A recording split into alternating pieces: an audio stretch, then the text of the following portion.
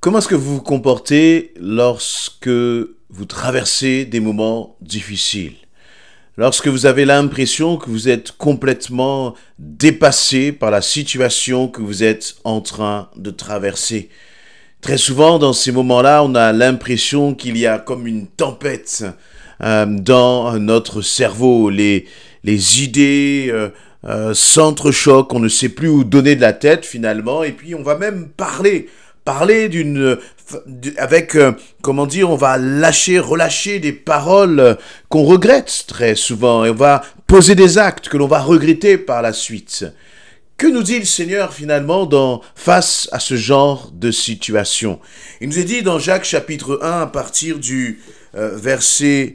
eh bien je vais lire à partir du verset 1. Jacques, serviteur de Dieu et du Seigneur Jésus-Christ, salue les 12 tribus dispersées du peuple de Dieu.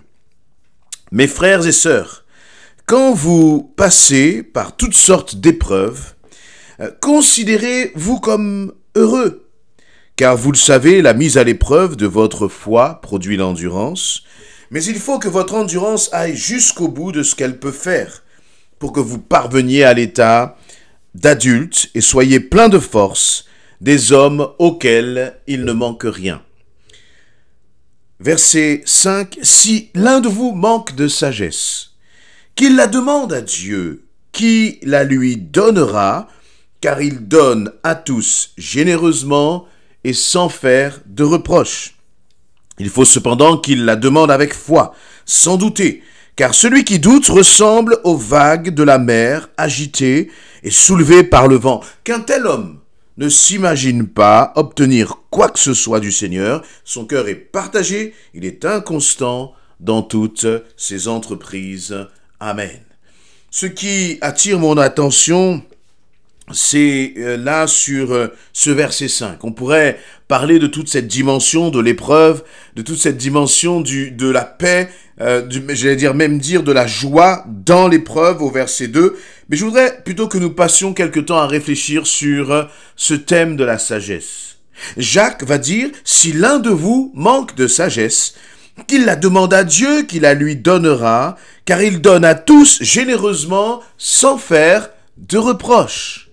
Et ce verset-là m'interpelle parce que lorsque nous parlons de la sagesse, eh bien, ou lorsque nous pensons à la sagesse, nous pourrions y penser d'une façon un peu philosophique, comme les grands sages, les grands philosophes de notre époque, ou l'époque, gréco-romaine, ou je ne sais quoi d'autre. Non.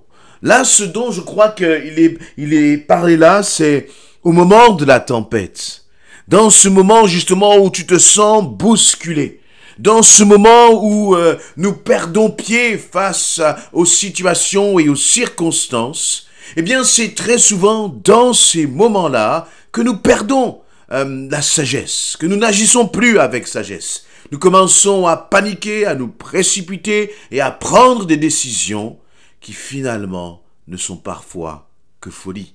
Des décisions que nous regrettons ensuite, amèrement.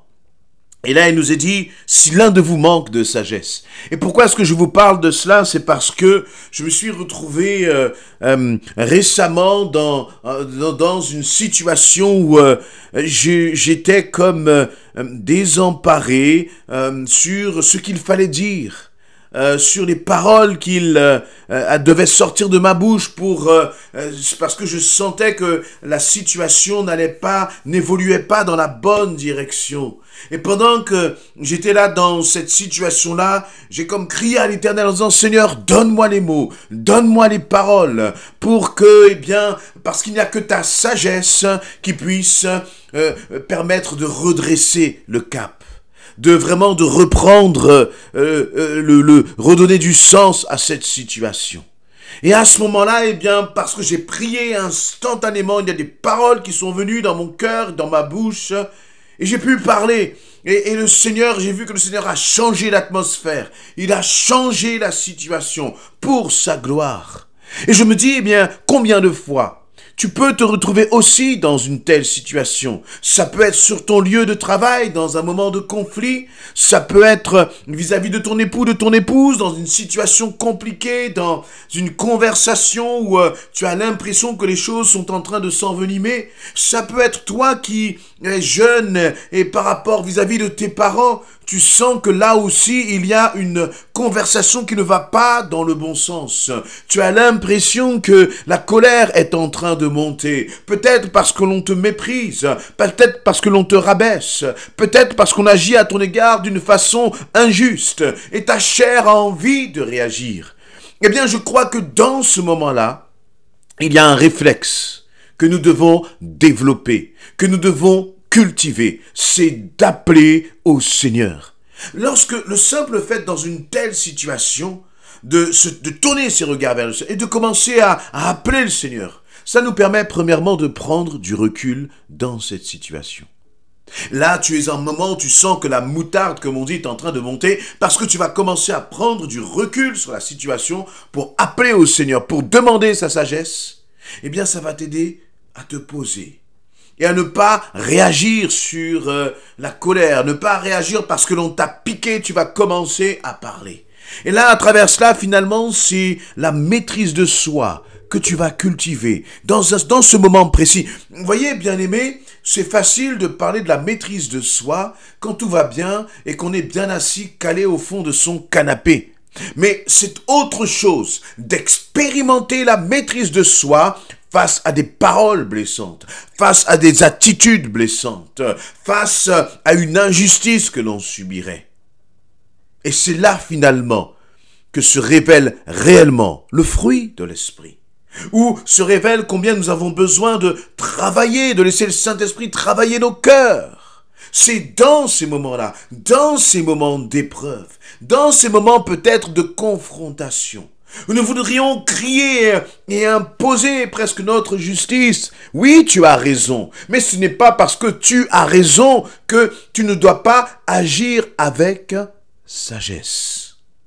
Finalement, la sagesse, ce n'est pas tant le fait d'avoir raison ou pas, mais c'est le fait de dire les choses avec sagesse, de les communiquer avec, vous voyez, parce qu'il va dire que celui qui manque de sagesse, qu'il la demande à Dieu. Nous ne parlons donc pas là d'une sagesse humaine, mais nous parlons d'une sagesse qui est divine, d'une sagesse qui vient d'en haut et que le Seigneur veut te donner, veut me donner. Et dès le moment finalement où le Seigneur dit, eh bien, celui qui demande la sagesse, eh bien, le Seigneur va lui donner généreusement sans lui faire de reproches. Qu'est-ce que cela signifie? Cela signifie d'abord que ta colère, tes réactions, j'allais dire presque épidermiques, ne sont pas une excuse. Pourquoi? Parce que Dieu te donne le remède, qui est la sagesse. Il dit, si tu me la demandes, la sagesse, je te la donne. Non seulement je te la donne, mais je te la donne généreusement. Face à ton époux, à ton épouse, le Seigneur te donne de la sagesse. Face à tes collègues de travail, à ton manager, le Seigneur dit, si tu me demandes, je te donne de la sagesse, généreusement. Et donc, face à tes collègues de travail, à tes parents, comme j'ai dit tout à l'heure, à des amis, si tu as besoin de sagesse, le Seigneur dit, je te le donne généreusement. C'est comme si le Seigneur te donne une double portion de sagesse. Alors, comment se fait-il, bien-aimé, que en tant qu'enfant de Dieu, nous puissions encore nous comporter, réagir d'une façon qui ne le glorifie pas? Et là, vous voyez, Jacques va ajouter dans ce verset 5 que Dieu te donne de la sagesse généreusement sans faire de reproches. Et donc, nous ne sommes pas là pour nous faire des reproches, mais nous sommes là plutôt pour voir comment finalement grandir, comment avancer.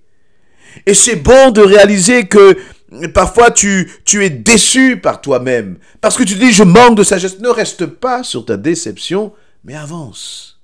Et donc, de façon encore une fois concrète, c'est dans une telle situation, dans une situation de conflit, dans une situation où tu as l'impression que les choses t'échappent, tu ne sais pas comment réagir. Tu es même tellement paniqué que tu vas prendre des décisions qui seront pires, finalement, des solutions qui seront pires encore que le problème que tu as à régler.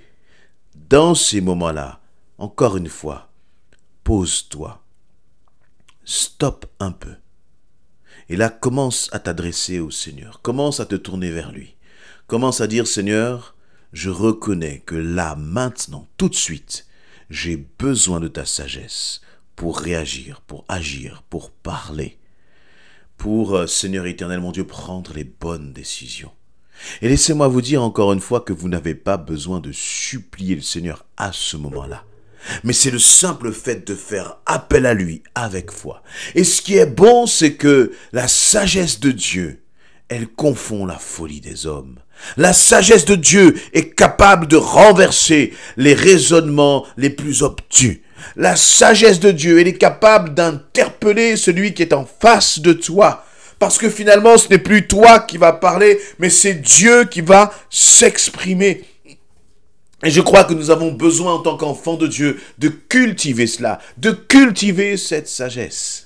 La sagesse, ce n'est pas quelque chose qui s'apparente à de la philosophie humaine et qui va faire que, tu vas pouvoir, corriger les autres. Non, ce n'est pas de cela dont il nous est parlé. Dans le contexte dont il nous est parlé là, c'est le contexte de l'épreuve, le contexte de la difficulté, le contexte peut-être du combat dans lequel tu peux te trouver parfois. Dans ce contexte-là, le Seigneur te dit, je t'accorde de la sagesse, ne panique pas, et puis finalement tourner nos regards vers le Seigneur, ça nous permet d'être le cœur libre, le cœur en paix, pardon. Ça nous permet de nous décharger aux pieds du Seigneur et de compter sur lui, de dire, Seigneur, tu vas m'aider à prendre les bonnes décisions dans ce que je suis en train de traverser.